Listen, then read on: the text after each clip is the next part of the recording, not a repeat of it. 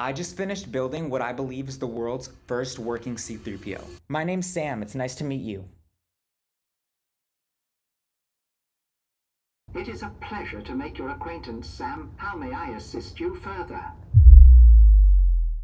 This is a self-contained, fully functioning AI system, and this is how I did it. When I was 3 years old, my father introduced me to Star Wars.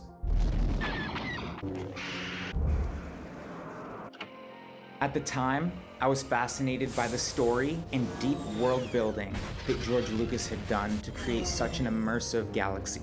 But as I got older, my appreciation for it started to change. You see, George Lucas wanted to create something that, at the time, was not yet possible due to the limitations of technology. But instead of scaling the vision down, he found people that could help him build the technology necessary to bring his vision to life. If the tools don't yet exist, it doesn't mean that they can't. They just haven't manifested in the way that you've envisioned them yet. You see, with this project, I didn't want to just build a prop. I wanted to build something that felt alive. When we think about artificial intelligence nowadays, we think about it as something that is constricted to screens and smart devices. We don't really think about it as an interaction or experience to be had. I wanted to physically embody that, and C-3PO was the perfect opportunity for me to bring that to life. My name is Sam Patoskin, and I'm currently studying communications and business administration at Chapman University. I've become increasingly interested in artificial intelligence and how humans relate to it. In my communication theory class, I began exploring that a little more and wrote an essay on human-AI interaction. That essay provided me with a framework that helped me understand how humans perceive their interactions with AI. That framework became the foundation for how I designed 3PO to feel approachable and relatable. Now, I remember having a conversation with someone about artificial intelligence, and the sentiment was pretty negative. I think it's natural to fear things that are new because we tend to fall in love with our routines, and when something comes along that breaks those routines, we get upset. But I then started thinking to myself, we've actually socially related to AI for the past 49 years through characters like C-3PO. This can't be. Artu, you're playing the wrong message. Sir, the possibility of successfully navigating an asteroid field is approximately 3,720 to 1. Never tell me the odds. Now, don't you forget this. Why I should stick my neck out for you is quite beyond my capacity. Oh my goodness. Shut me down. Machines making machines.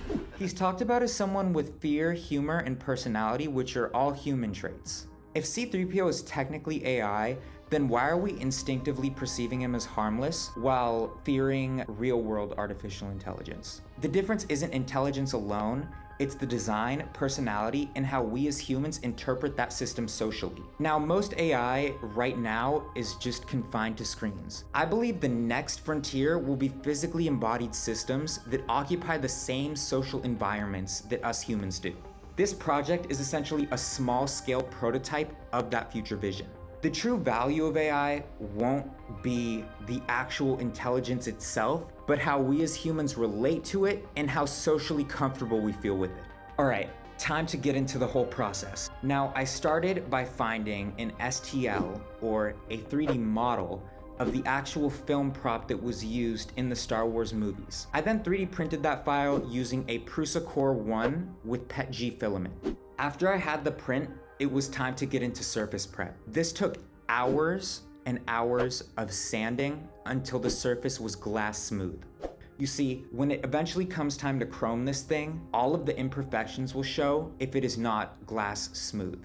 I then had to seal all of the cracks and surface imperfections with glazing spot putty, which is essentially just a filler that fills in any imperfections or gaps. In preparation for this, I took a class on chrome painting from the Stan Winston School. Now, this school was actually responsible for the creation of the original Iron Man suit. There's so many talented designers and creators on there that teach really informative courses for whatever creative thing that you have in mind. So if you're able to use that as a resource, I highly recommend you do. Once all that was smooth, I had to prime and paint the entire surface a gloss black. That gloss black was going to act as a reflective base when I eventually spray the chrome on. If that base isn't shiny the chrome won't be either. Now, the chroming process was probably the most tedious part of this entire project. It involved me spraying a very fine coat of this special chrome paint called Alclad 2, which is a lacquer-based chroming system with very, very fine metallic flakes or pigments that, when sprayed over the right surface, will create a almost mirror-like finish. Once I had that on and looking good, I mixed a 5-to-1 ratio of yellow to orange candy paint and then sprayed that as a light layer over the chrome, which tinted the entire thing gold. After all that was done, I sprayed it in 2K, which is the same material that you make contact with when you open a car door. It is pretty much like a resin instead of a traditional paint sealer where when you spray it, it gases off. This stuff you spray on and then it hardens. After I sprayed the 2K on, I got what's called an orange peel, which is essentially when the surface of the piece looks the way an orange peel does in terms of the surface. So I had to sand all of that down until it was smooth again, and then hit it with a final layer of 2K, and the head was finished from that point going forward. Now, the stand for this was actually inspired from another person I saw online who goes by the Smuggler's Room. I used a toilet flange from Home Depot and some other ABS piping materials, glued those together, painted it, and then glued on some little decorative pieces that essentially looked like they belonged there, just kind of looked like they did something. Now, this is actually a technique used when creating the original models for the Star Wars film. What the prop makers would do is they'd buy old vintage model kits and then take random bits and pieces from those and place them on the models they were building for the movie to add more depth and contrast to the shape. There was no real functionality, it just looked like it did something. And that's the same mindset I used here when applying the pieces I printed to the toilet flange. I then designed a warning sticker in Canva with the Star Wars Arabesh font language, and then printed that on the sticker maker here and just put it on the front. Once I had everything base coated and painted, I used an enamel paint as a black wash just to add some wear to it and make it look a little more in universe. Star Wars is described as being a used universe, meaning that everything looks a little worn instead of that kind of clean and flawless sci-fi aesthetic. So I really wanted to lean in on that just to add a little more realism. In addition to all that, I was going to have to build a software and computer that would act as the brains for the entire thing and really bring the experience to life. Now, at its core, the system uses a Raspberry Pi 5, which is essentially a tiny computer about this big. Now, in order to communicate the system, it was going to need to hear you and respond to you. So I also integrated a small microphone chip along with a speaker breakout board and exciter, which is essentially a special kind of speaker, but I'll get more onto that later. Now, for the software, the entire thing kind of occurs in a pipeline. First, it starts with a microphone input and turns that input into text.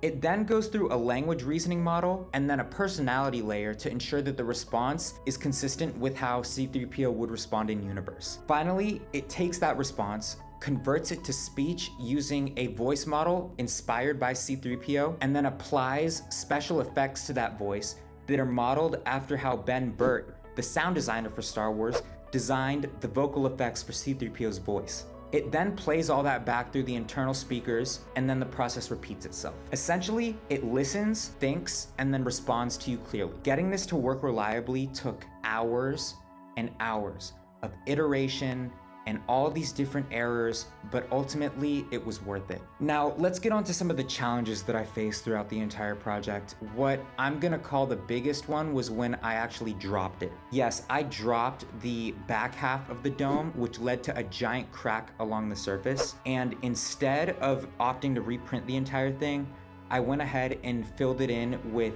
glue and glazing spot putty, waited for that to dry, sanded it smooth, and was able to get it back to where it was before. But in that moment, I'd be lying to you if I didn't say that I felt like the sky was falling. During the painting process, I had several challenges where I felt like the paint wasn't curing properly. Now, in those moments, I just kind of stepped back and tried not to do anything in that moment and just let the layer cure, and eventually it did kind of do its thing. Again, in the moment, it's really tough, especially when you put so many hours into something and don't know whether it's going to be ruined or not. Then there was the orange peel situation when I sprayed the 2K on, and that stuff is not friendly. It's very, very indestructible. You really need to put some elbow grease into it when you're sanding it, and you don't want to sand too much, because if you do, you'll eat right through that paint layer and all those layers of hard work you did. I then had issues with some of the audio latency, where I would ask it a question and it would take a little while to respond. I was able to help cut that back by iterating some of the code, but it did take a while for me to get right. Now, the biggest learning curve in all this was learning how to solder. I did not know anything about soldering prior. I'd never picked up a soldering iron, and it was all very intimidating. But I'd like to say thank you to two of the amazing staff members here at the DCI lab, Elliot and Evan. They really helped me with learning the ropes of it all and ultimately got me to where I am today. So Elliot and Evan, without you guys, this would not exist. My biggest learning moments came from failure. And whenever you're building something, whether that be a project, a business, or whatever it may be, you need to learn how to keep the boat calm while the waters are going crazy. This was not a linear process. It required a lot of iterating and patience in order to get the result I wanted. Now, after all that, it was finally time to test it. All right, so I've got them all plugged in and ready to go. I'm gonna go ahead and enter a command on the terminal here on my laptop, and that will boot him into ambient mode, meaning that I can just say something, he'll respond, and that whole process can kind of repeat itself. So let's go ahead and show you guys what it's like to talk to 3PO. Who are you?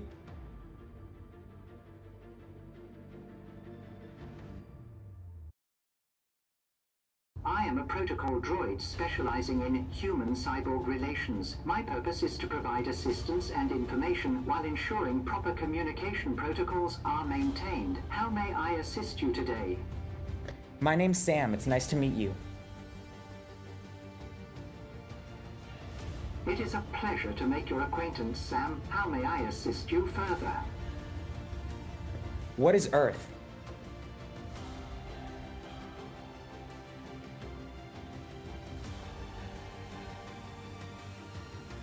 Earth is the third planet from the Sun in the solar system, and it is characterized by its diverse environments, including oceans, mountains, and various ecosystems. It is the only known planet to support life. Earth possesses a variety of climates and natural resources, making it a unique and vibrant home for numerous species, including humans. The planet has a rich geological history and is shaped by various processes such as tectonic activity and erosion. If you require specific information regarding Earth, please indicate your area of interest. All right, so there you have it.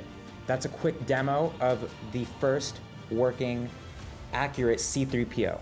This is where it stopped feeling like a project and started to feel like something real. You see, the future of AI is going to be beyond screens. It's going to be embodied and in human-centered experiences. This project has really helped me understand how physical AI is the next frontier of AI development and what that kind of ambient environment could look like in our future. What began as science fiction inspiration became an exploration of what the future of embodied AI could really look like. I'd like to say thank you to everyone who supported me along the way with this project. This was really a labor of love, and at the end of the day, I owe everything to my two parents. They've sacrificed everything to get me to where I'm at, and it's really them that have allowed me to flourish and explore these things in the way that I've wanted to. So, Mom and Dad, if you're watching, thank you, and I love you guys so much. And of course, thank you if you've made it to the end of this video. Now, if you want to learn more about this project and get maybe a closer insight into some of the software development side, I'll try and attach the GitHub repository to the description of this video, along with the written report I've done for this project. It's like a 19-page report, but it does go a lot more in depth to some of the software engineering, if that is of interest to you. Once again, thank you so much for your time, and go out in the world and build something.